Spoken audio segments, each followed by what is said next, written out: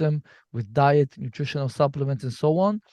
And then third, how to shed the existing toxins that they are already holding in their body, which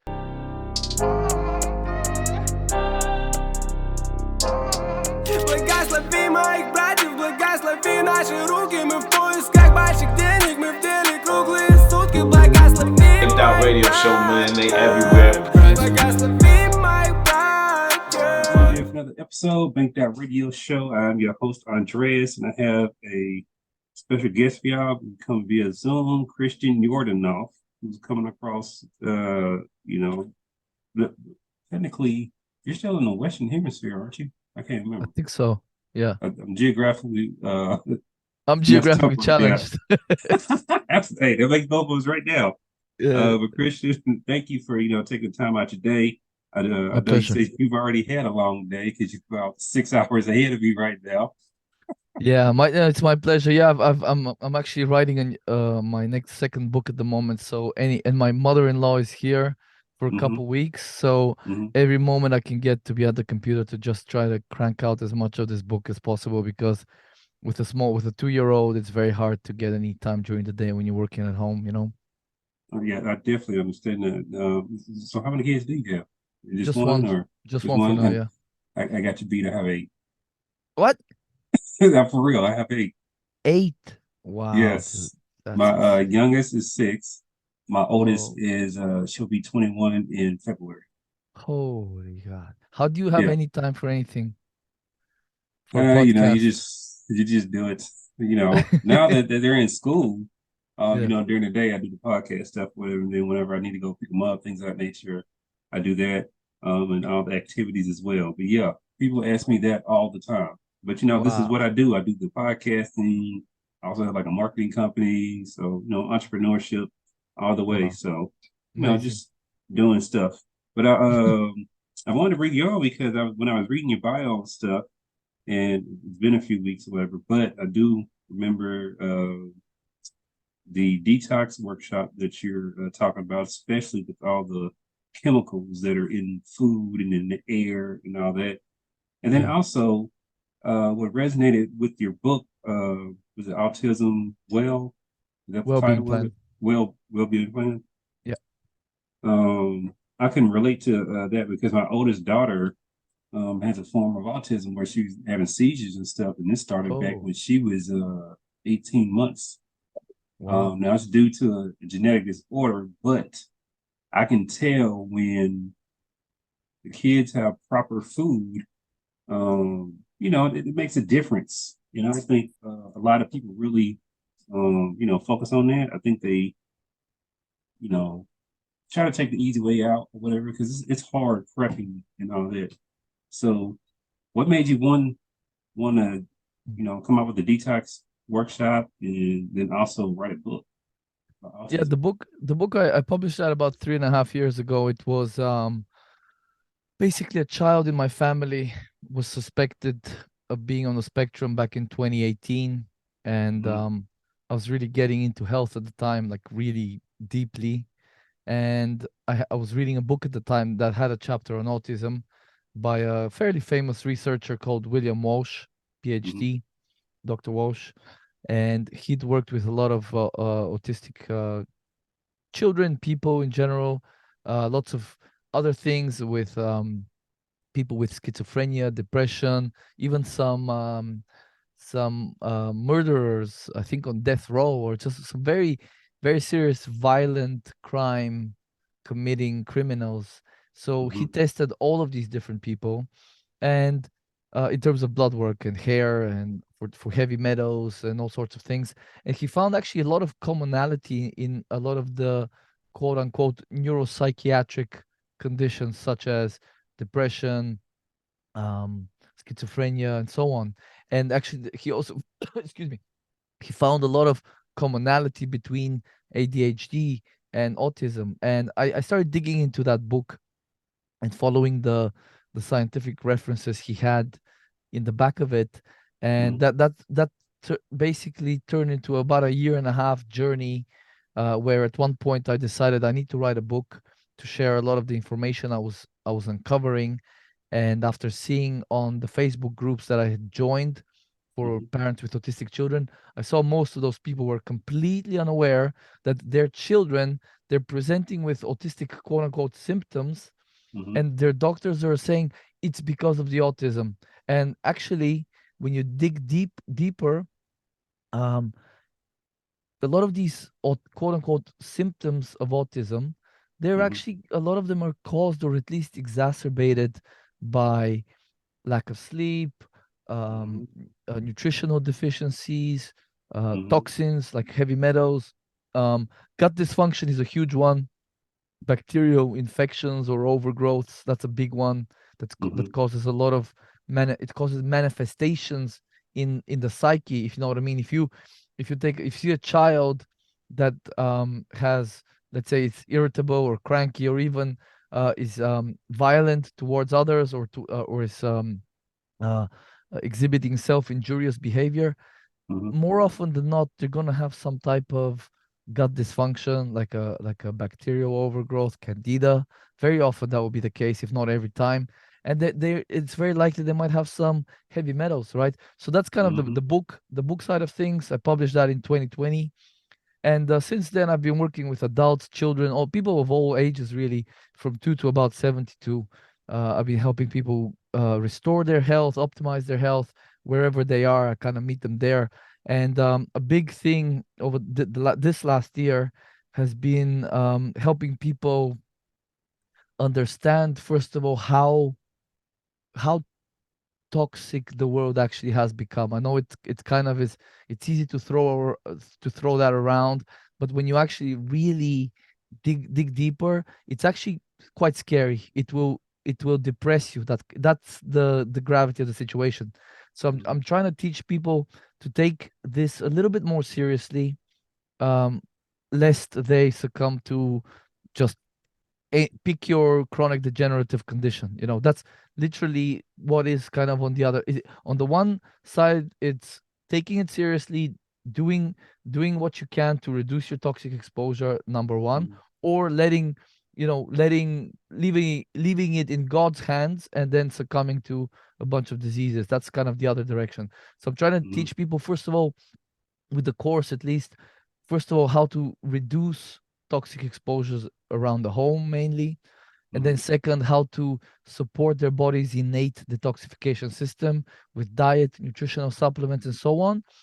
And then third, how to shed the existing toxins that they are already holding in their body, which some people are still like, oh, yeah, some people might have a lot of toxins in their body, but I don't, because I'm special or protected, or whatever. But the fact is, right, Mhm. if you look at placenta or cord blood studies, Mhm. children are being born to moms that have hundreds, like literally hundreds of chemicals in their bloodstream. And Mhm. just last night, actually, I was looking at research.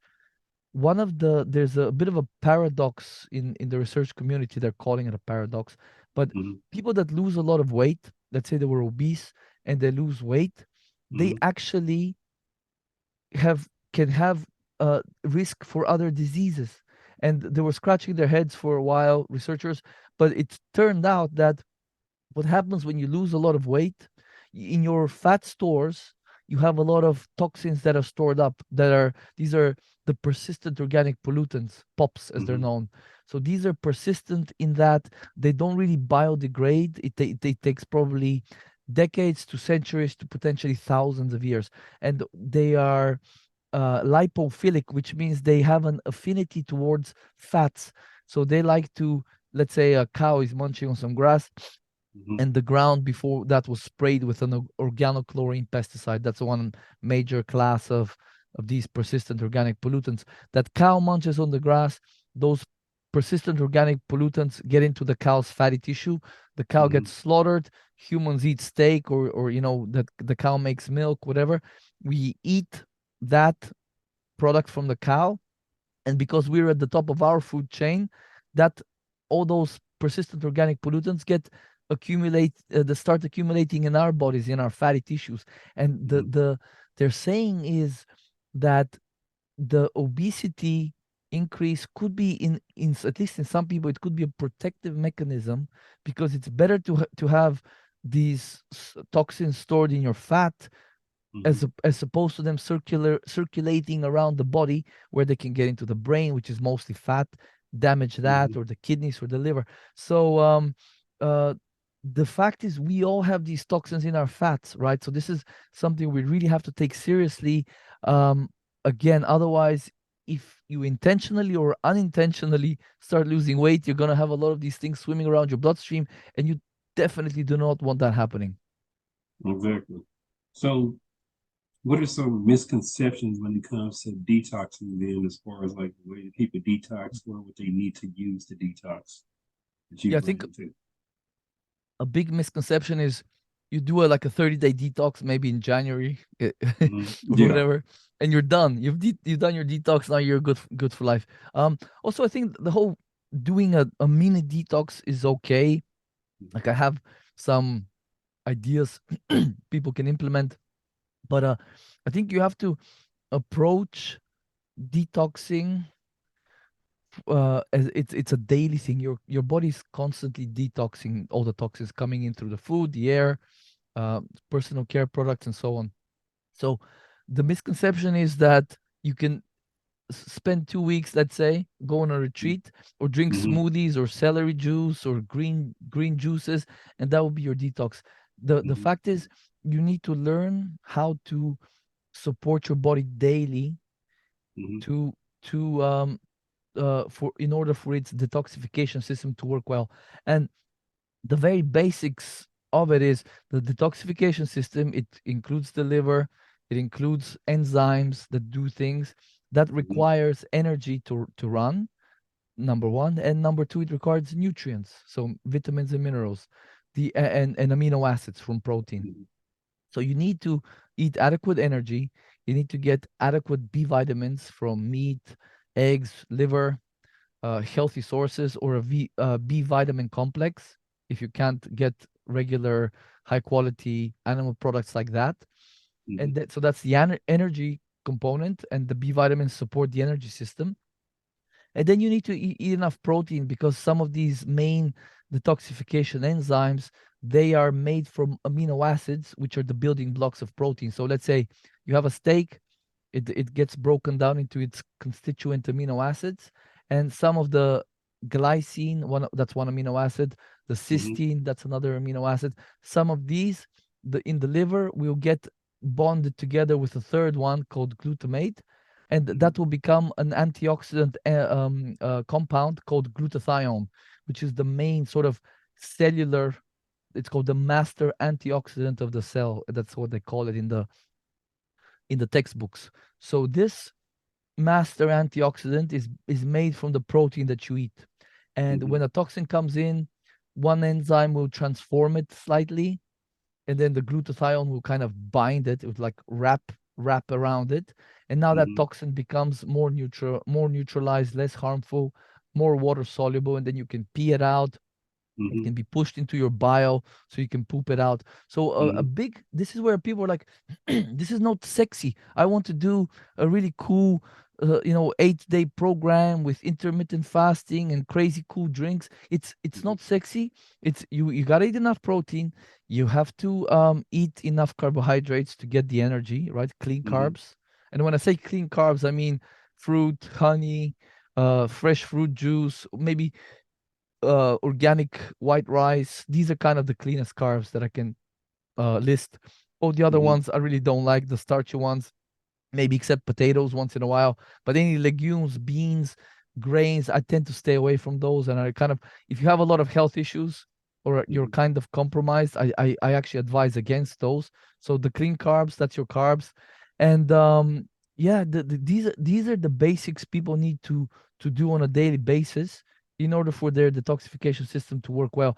And once you have those done, then you can add things like one of the main sort of the first things we would add to someone's program is the amino acid glycine, because most of us don't actually eat enough of that.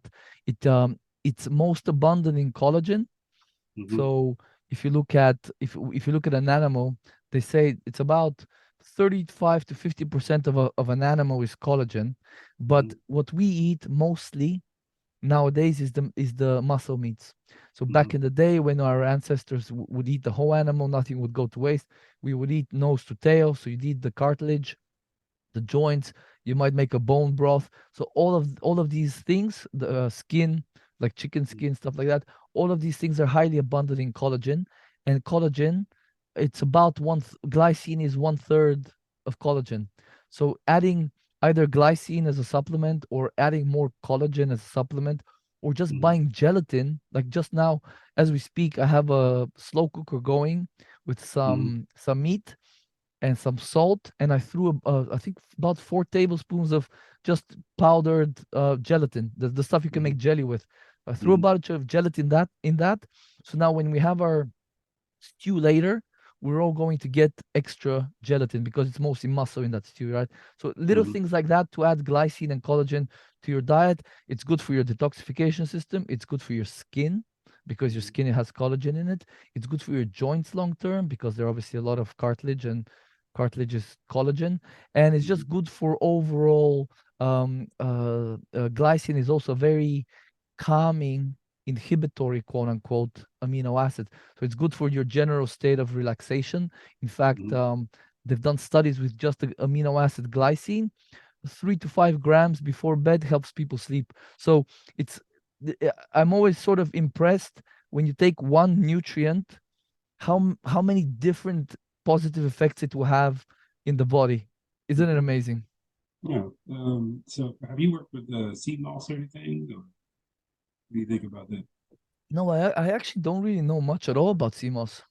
Well, I've seen some articles and stuff where it said like sea moss has a lot of nutrients that we require in our body. I think we require like 107 or something like that, and it's like 97 of them in it. Wow. So, or Damn, I didn't the know. sea kelp as well. Kelp I know about. Kelp, I Mhm, actually take, we do take it because it has iodine and it mhm, has most of the minerals mhm. and some of the heavy metals, but it Yeah, has enough of the positive ones that it outweighs the negative ones. But yeah, yeah, I'm assuming sea moss will be a similar sort of composition. yeah. So, considering that, the world with all the way that everything is set up, infrastructure, the huge population, manufacturing, all that stuff, right? And when it comes to like growing things, so when you first meet with people, do you tell them like, look, when you go into the grocery store, because I imagine you go over nutrition and all that with it, Oh yeah. just to keep like in the produce type section, or how do you advise them? To be honest, I generally tell people to eat more animal products. This is where what I recommend the most. And I'm not really if people like vegetables, Mhm, particular vegetables, and they know how to cook them and whatever else. I don't tell them what not to eat unless it's something really bad, like vegetable oil, seed oils, stuff like that. I'm mhm, like, I tell my clients, listen, I don't care if you go um, doing shots of Jägermeister in the local mhm. club on the weekend, and um, I don't I don't care if you're sniffing lines of coke off a dirty toilet seat. Just just Love stay it. away from the seed oils, right? That's what I tell them, you know. So what is Um, it about the seed oils then well, that the are like seed oils, for the seed oils are very high in omega-6 fatty acids, mm, and omega-6 fatty acids are very fragile. In fact, you probably know that if you leave like an oil, it will mhm, go rancid at room temperature, and even it will even eventually to even go rancid even in the fridge.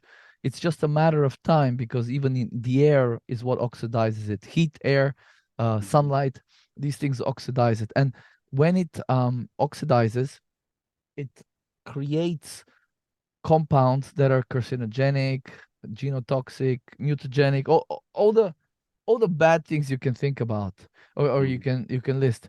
And if an oil will go rancid in a fridge or at room temperature, you can bet your bottom dollar it will go rancid in your body and much, much faster. So mhm, a lot of since about 1911, when Procter and Gamble came out with Crisco, Mm-hmm. the consumption of seed oils has absolutely skyrocketed. So we're, especially in the USA, but in general in the, not even just the whole world, not just the Western world, but we're like eating, some people are probably eating 50, 60, 70 grams of seed oils a day of polyunsaturated omega 6s. Whereas Mm-hmm. back in the day, pretty much the only source of your omega 6s was a little, yes, they're in everything a little to a slight extent, but the biggest sources were your nuts and your seeds and some grains.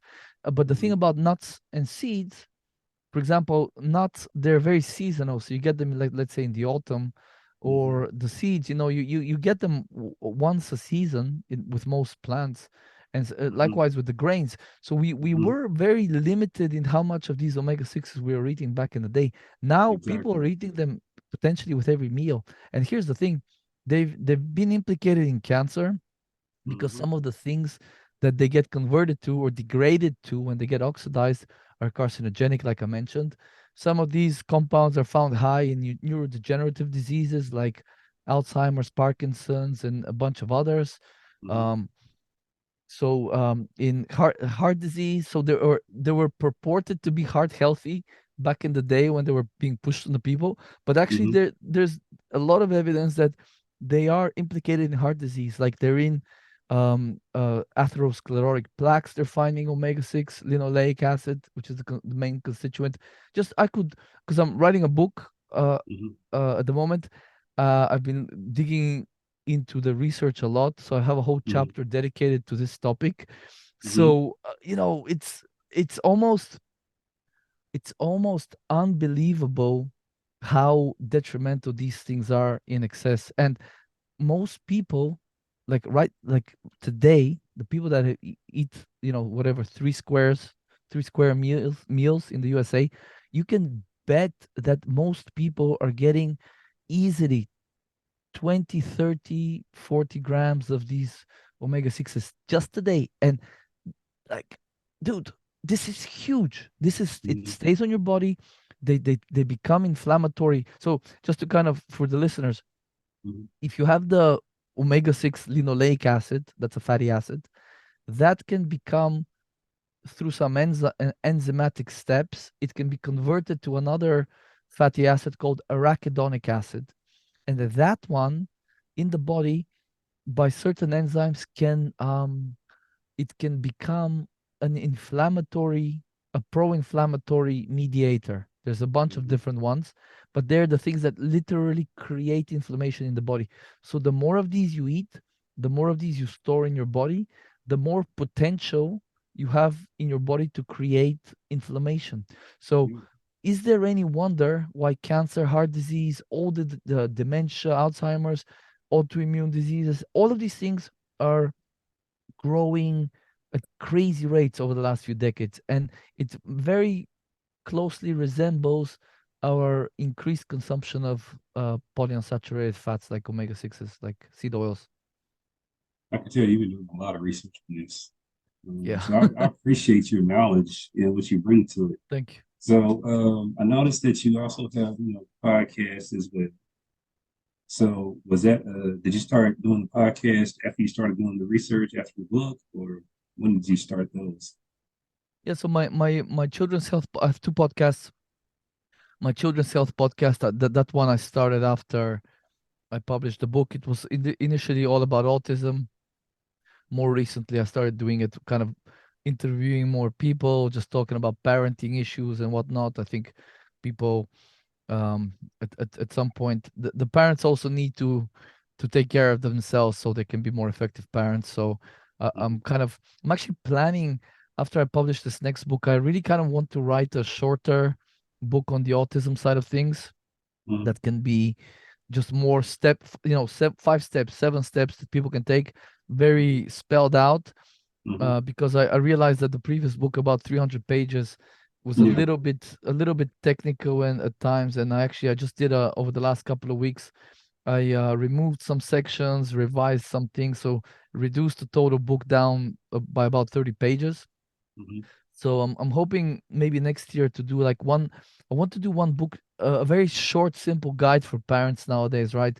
Hmm. Because, for example, the seed oil stuff, I think that should be front and center in that book. We Hmm. need to ask parents, and I'm this is I mean very strong. I feel very strong about this. We need to immediately and comprehensively remove these omega 6s from our own and our children's diets. And when I say completely, I'm talking, man, like even I in my case in my house, I Hmm. don't even buy nuts and seeds, man. That's how strongly I feel about it. I definitely I get that and I understand it because of the research and stuff we've seen. So yeah, I'm like, as I'm sitting there talking to you, I was like, oh, I need to start shopping a little differently when I go buy food now. So I was like, you know what, it's a lot. Yeah.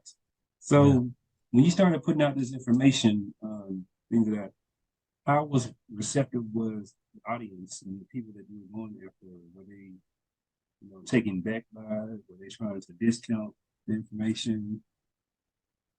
I think the people that are ready for the information, they're very receptive to it. I think this is the kind of book that what I saw a review on the book a few months ago that some lady was like, I discovered Christian's work through his Mhm. podcast and then his book, and that was like a heaven sent of sorts, Mhm. So I think the parents that are ready to do the work, because it is a lot of work and a big investment, and changing your diet, your whole family's diet, Mhm. where you eat, what you eat when you go out. These things are very difficult for anyone at any point. Mhm.